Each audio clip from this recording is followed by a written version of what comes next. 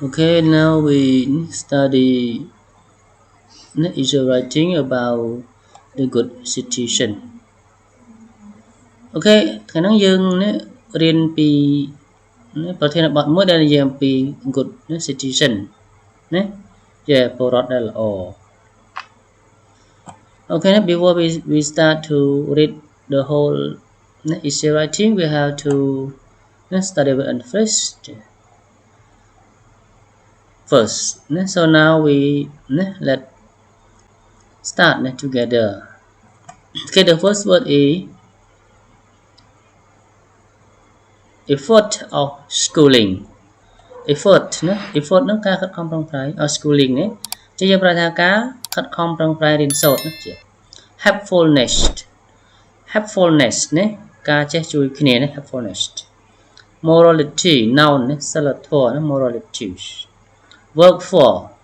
នោះយើងប្រើធ្វើការដើម្បីណា work for ណាឬក៏ធ្វើការសម្រាប់ណាឬក៏ធ្វើការឲ្យណាយើង work for ហ្នឹងណា justice ណា justice noun ណា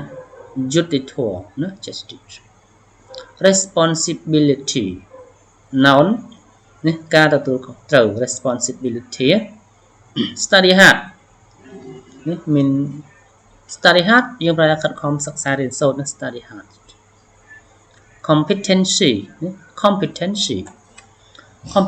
យើងប្រើមកនេះជាពាក្យនាមប្រែថាសមត្ថភាពណាចាវាស្មើនឹង abilities honest people honest ហ្នឹងស្មោះត្រង់ណាភាពស្មោះត្រង់អញ្ចឹង honest people យើងប្រែថាមនុស្សស្មោះត្រង់ណា dishonest people វាផ្ទុយនឹងពេលថា honest people dishonest people មនុស្សមិនស្មោះត្រង់ណាចា evaluate ណាជា transitive verb ណាយើងប្រែថាវេតម្លៃណាឬក៏ប៉ាន់ស្មានណាចា evaluate characteristic attitude ចរិតលក្ខណៈណាប្រើអញ្ចឹងណាចរិតលក្ខណៈណា characteristic attitude aspect ណា aspect noun ណាទិដ្ឋភាពឬក៏ចំណុចនៃ aspect pregnant woman ណា pregnant woman ស្ត្រីដែលមានផ្ទៃពោះណា pregnant woman heavy package ណា heavy package ណា package នេះប្រែថាណាអីវ៉ាន់ឬក៏កាតាបសម្រាប់ស្ពាយពីក្រោយណាឬ heavy នឹងធ្ងន់អញ្ចឹងយើងប្រែថា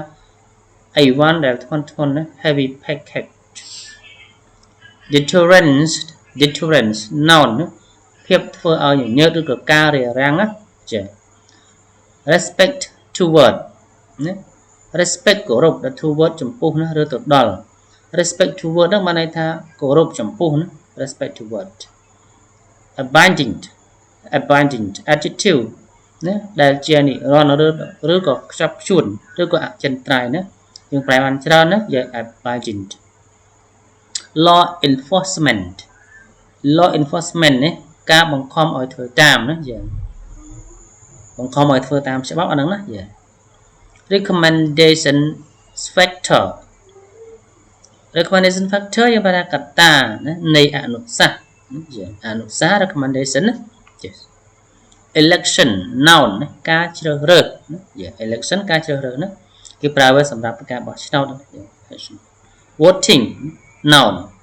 នេះការបោះឆ្នោតណា voting governors ណា governor noun ចៅហ្វាយខេត្តឬក៏អភិបាលណា governors be in the line ណា to be in the line ហ្នឹងណាត្រៀមខ្លួនស្រេចណា to be in the line ណា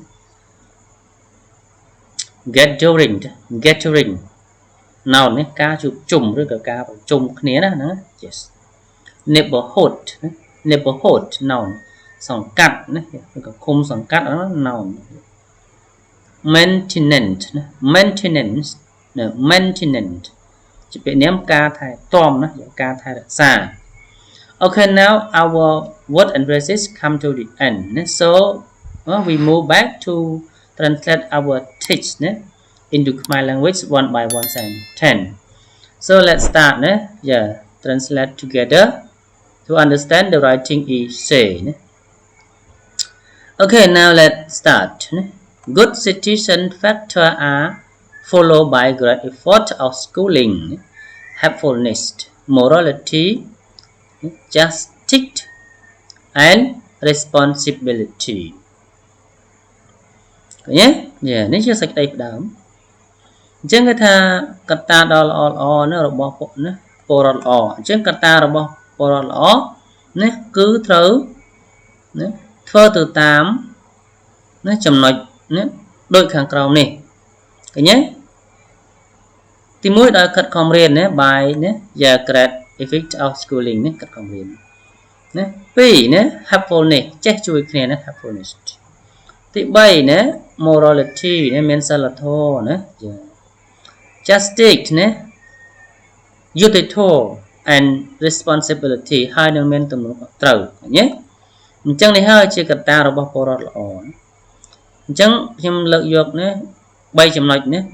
ដែលសំខាន់ first factor កត្តាទី1 to be a good citizen ណា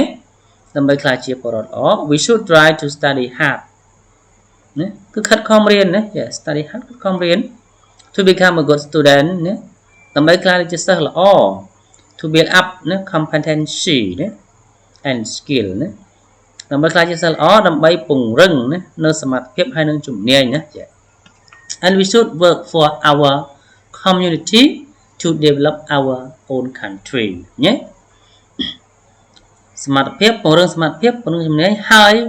we should work for our community យើងគួរតែធ្វើការសម្រាប់សហគមន៍របស់ពួកយើង to develop our own country ដើម្បីអភិវឌ្ឍណាប្រទេសរបស់ពួកយើងតណានេះហើយណាគេហៅថាណាកត្តាទី1ណាខិតខំរៀន as the second factor we should be helpful and be friendly to all people around us យើងបកប្រែមក class មកណាកត្តាទី2នេះឃើញទេយើងគួរតែចេះជួយគ្នាណា to be helpful ចេះជួយគ្នា and be friendly to all people around us ណាហើយនឹងណារាក់ទាក់ចំពោះមនុស្សនៅជុំវិញខ្លួនយើងណា because we will be evaluated by them about our characteristic by observing our behavior in every day ណាអញ្ចឹងយើងត្រូវតែរាក់ទាក់ចំពោះមនុស្សជុំវិញខ្លួនយើងដោយសារអីដោយសារពួកយើងនឹងត្រូវបានណាវាយតម្លៃណាត្រូវបានពួកគាត់នឹងវាយតម្លៃនេះអំពីណាវាយតម្លៃអំពីចរិតលក្ខណៈរបស់ពួកយើងណាដោយពួកគាត់នឹងសង្កេតមើលណាការធ្វើទង្វើរបស់ពួកយើងណារឹកពីរបស់ពួកយើងណាជាប្រចាំថ្ងៃឃើញទេចា moreover ណាលើសពីនេះទៅទៀតណាឬក៏ជាងនេះទៅទៀតone more important aspect for being a good decision is to help people ឃើញទេជាងនេះទៅទៀតណាចំណុចដ៏សំខាន់មួយបន្ថែមទៀតគឺណាសម្រាប់ណាក្លាយជាពលរដ្ឋល្អគឺត្រូវចេះជួយប្រជាជនឃើញទេណាចេះជួយណា yes all around us ណា we can see there ណា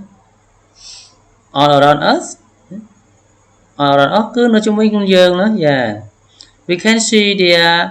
there are always people in need for our help ឃើញទេអញ្ចឹងនៅជុំវិញខ្លួនយើងហ្នឹងយើងអាចឃើញណាឃើញថាមានណាតែងតែមានមនុស្សណាជាច្រើនណាគាត់ត្រូវការជំនួយណារបស់ពួកយើងណាការជួយរបស់ពួកយើងណា our job good citizen to help those kind of people ណាការងាររបស់ពលរដ្ឋល្អណាគឺយើងត្រូវចេះជួយមនុស្សប្រភេទនោះណាគឺមនុស្សដែលត្រូវការជំនួយណាមនុស្សដែលតន់ខ្សោយណា when we talk about the people that need our help I'm not only talking about the poor one នៅពេលដែលយើងនិយាយអំពីឬក៏ជជែកអំពីណាមនុស្សម្នាដែលត្រូវការជំនួយរបស់ពួកយើង I'm not only talking about the poor one ណាខ្ញុំមិនត្រឹមតែគិតអំពីអ្នកដែលក្រីក្រតែប៉ុណ្ណោះទេ but also the pregnant woman ណា who cannot carry her heavy bag kicked ណាគឺខ្ញុំថែមទាំងគិតទៅដល់មនុស្សណាឬក៏ស្ត្រីដែលមានផ្ទៃពោះណាតែគាត់មិនអាចណាយករបស់របរធ្ងន់ៗណា carry ហ្នឹងប្រកាកាន់ឬក៏យួរឬក៏ the old man that cannot cross the street ឬក៏មនុស្សចាស់ជរាដែលគាត់មិនអាចដើរឆ្លងផ្លូវបានណាយើងជួយដាក់ដៃគាត់ណាគេហៅថាពលរដ្ឋល្អឃើញណា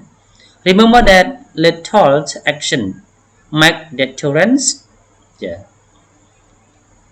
យើងត្រូវចងចាំណានៅសកម្មភាពណាបន្តិចបន្តួចនេះអញ្ចឹងយើងចងចាំថាណាទង្វើឬក៏សកម្មភាពនេះណាបន្តិចបន្តួចនេះវាអាចធ្វើឲ្យយើងណាមានការរាំងស្ទះបានណា អូខេអញ្ចឹងណា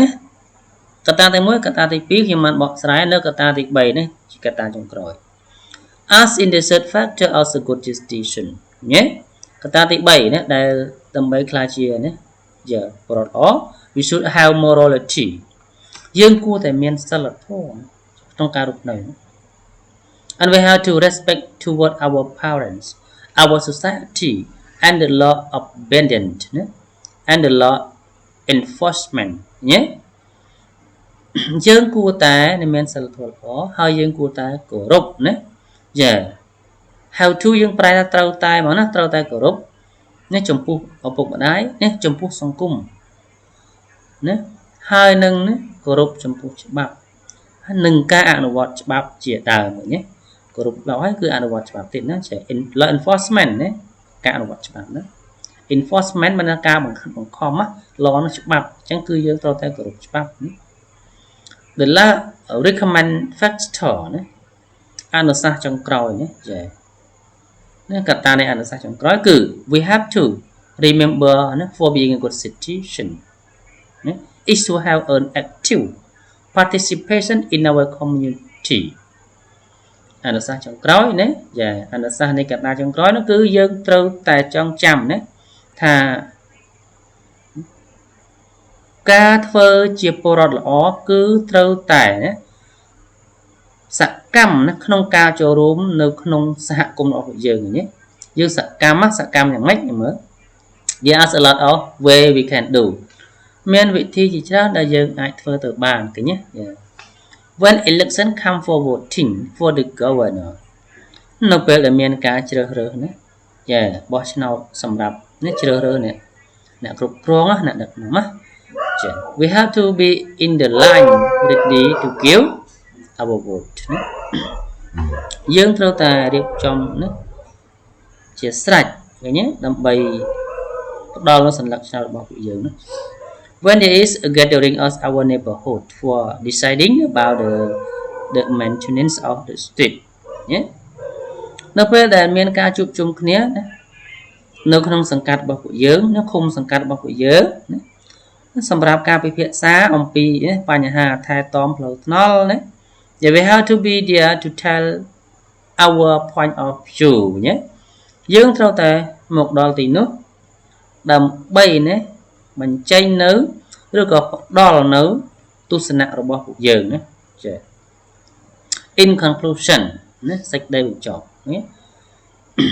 ជាទីបញ្ចប់ to be a good citizen are followed by all the factors above អញ្ចឹងដើម្បីក្លាយជាពលរដ្ឋល្អយើងត្រូវតែធ្វើទៅតាមណាកត្តាទាំង3ខាងលើណាដូចដែលខ្ញុំបានពោលខាងលើ we will become a good citizen in our community or society ណានៅពេលដែលយើងធ្វើទៅតាមកត្តាខាងលើហើយយើងនឹងក្លាយមកជាពលរដ្ឋល្អនៅក្នុងសហគមន៍ឬក៏នៅក្នុងសង្គមជាតិរបស់ពួកយើង Okay now our essay writing come to the end so we will see each other the next video we will talk about other topics okay now thank you goodbye see you later